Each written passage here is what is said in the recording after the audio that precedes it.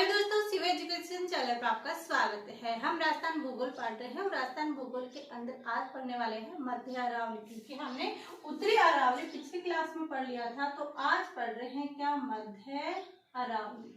क्या पढ़ने वाले हैं? आज पढ़ने वाले हैं मध्य अरावली। और मध्य अरावली के बारे में आज इस क्लास में देखते हैं। तो उत्तरी अरावली के बारे में देखा और वहां पर हमने जो सर्वाधिक ऊंचा चोटी थी वो देख ली, कौन कौन सी इंपोर्टेंट थी वो थी, और उनको अच्छे से हमने याद भी कर लिया। जिन्होंने वो क्लासें नहीं देखी है वो अभी जाके देख सकते हैं वो क्लासें, क्योंकि वो क्लासें बहुत इंपॉर्टेंट है।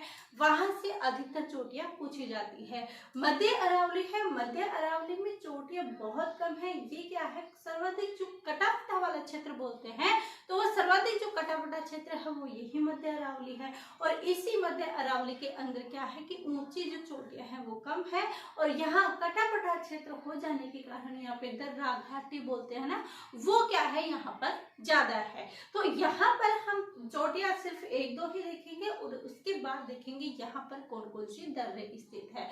तो बात करते हैं कि मध्य अरावली है, ये कहाँ से कहाँ तक इसका विस्तार है। तो हमने जब मैप बनाया था तो विस्तार किया था, वो किया था हमने खेतरी से सांभर तक, और सांभर कहाँ है? जयपुर। सांभर जयपुर से लेकर ये इसका विस्तार कहाँ तक है? देवगढ़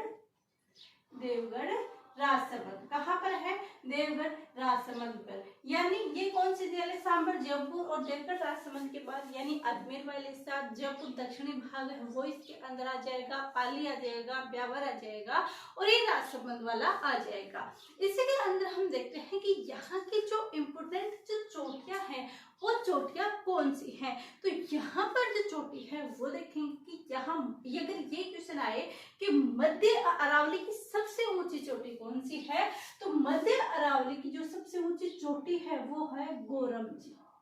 कौन सी? गोरम जी की चोटी। अब यहाँ पर जो एवरेज यानी औसत जो ऊंचाई है यहाँ पर मध्य अरावली में है वो कितनी है? तो यहाँ पर जो औसत ऊंचाई है वो है 700 किलोमीटर। कितनी है औसत ऊंचाई? तो औसत जो ऊंचाई है वो 700 मीटर है। अब यहाँ पर देखिए कि गोरम जी की जो पहाड़ी है, यहाँ पर जो ये चोटी है वो क्या है कि मध्य अरावली के स्पेशली पूछा जाए तो मध्य अरावली में सबसे ऊंची चोटी कौन सी है? ये मोरंजी की होली है। कितनी है इसकी ऊंचाई? 933 मीटर। और ये है कहाँ? ये पाली राजसमंद में। कहाँ पर स्थित है? पाली राजसमंद के अंदर स्थित है। और ये क्वेश्चन आता है कि मध्य अरावली की सर्वाधिक ऊंची चोटी, सर्वाधिक ऊंची चोटी। तो सर्वाधिक ऊंची चोटी पूछे तो वो कौन सी चोटी आएगी? गोरम जी की चोटी। और वो है कहाँ पर स्थित? पाली राजसमंद के अंदर स्थित है। और यदि पूछा जाए कि उसकी जो ऊंचाई है वो ऊंचाई कितनी है, तो उसकी ऊंचाई है 933 मीटर। इसके बाद और कौन सा आता है? एक आता है यहाँ पर नाग पहाड़। क्या आता है यहाँ पर? एक तो आता है नाग पहाड़ और एक आता है तारागढ़। कौन सा आता है? नाग पहाड़ और आता है यहाँ पर तारागढ़। तो नाग पहाड़ की जो ऊंचाई है वो कितनी है? तो यहाँ पर हम पहले तारागढ़ लिखेंगे क्योंकि तारागढ़ की ऊंचाई ज्यादा है। तो यहाँ पर तारागढ़ और यहाँ पर नाग पहाड़, ये दोनों ही कहाँ पर स्थित है और इनकी ऊंचाई है वो कितनी मीटर है, यहाँ पर वो चीज हम देख सकते हैं। क्योंकि यदि पूछा जाए कि ये किस चोटी का भाग है तो हम देख सकते हैं तो तारागढ़ है, उसकी जो कितनी ऊंचाई है? 873 मीटर। कितनी ऊंचाई है? तारागढ़ की जो ऊंचाई है वो 873 मीटर है। और जो हमारे नाग पहाड़ है उसकी जो ऊंचाई है वो कितनी है? 795। कितनी है? 795।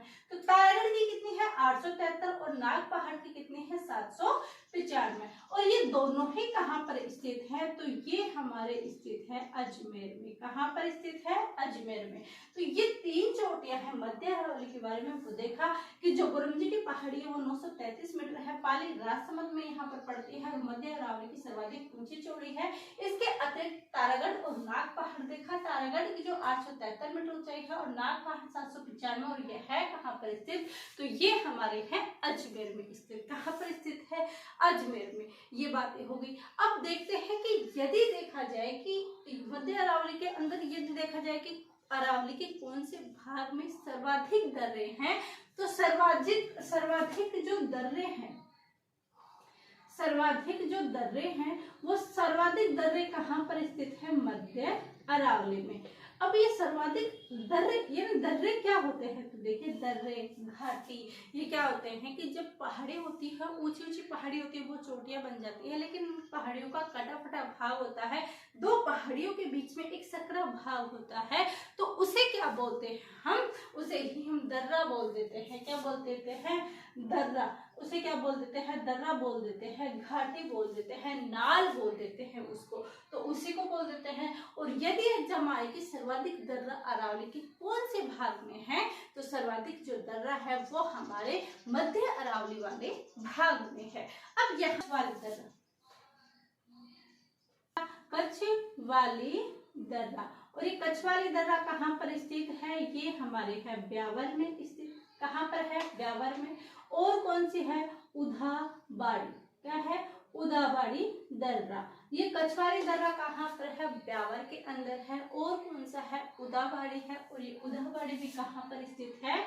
ब्यावर के अंदर। कहाँ पर स्थित है उदाबाड़ी? उदाबाड़ी भी हमारे ब्यावर में। पिपली दर्रा, कौन सी दर्रा?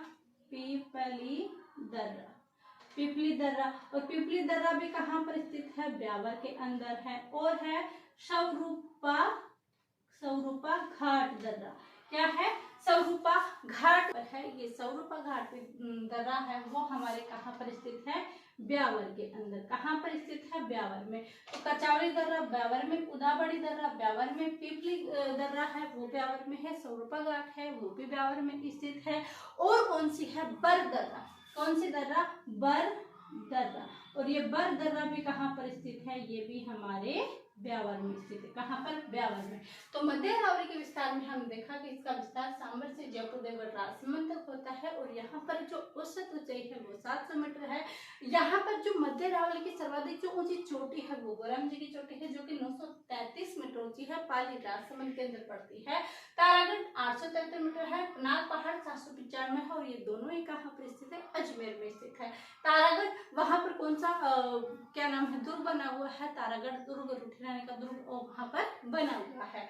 तो यहाँ पर सर्वाधिक यदि दर्रे की बात करें तो सर्वाधिक जो दर्रे हैं वो मध्य अरावली के अंदर ही बने हुए हैं। वहां पर कछावाली दर्रा ब्यावर में, उदाबड़ी दर्रा ब्यावर में, पिपली दर्रा ब्यावर में, सौरूपा घाट ब्यावर में, और बर्र दर्रा भी कहाँ पर है? ब्यावर के अंदर है। तो ये चीजें होती है, और भी इनकी दर्रे हैं वो हम देखेंगे कल की क्लास में। आई होप यहाँ तक की चीजें क्लियर हो गई होगी। क्लियर हो गई तो अधिक से अधिक शेयर कीजिए, कमेंट जरूर कीजिएगा, ताकि हमें भी पता चले कि आपको ये चीजें कितनी अच्छी लगती है, कितनी आपको ये चीजें पसंद आती है, कितनी चीजें आपका ये सिलेबस कवर हो पाती है। इसके साथ ही बीएसटीसी के एग्जाम घोषित हो चुके हैं। 30 जून का एग्जाम है, तो जिनको भी एक्स्ट्रा क्लास में ज्योग्राफी देखनी है वो पीछे प्लेलिस्ट में जाके सारी क्लासेस देख सकता है। आप सभी का धन्यवाद। Thank you.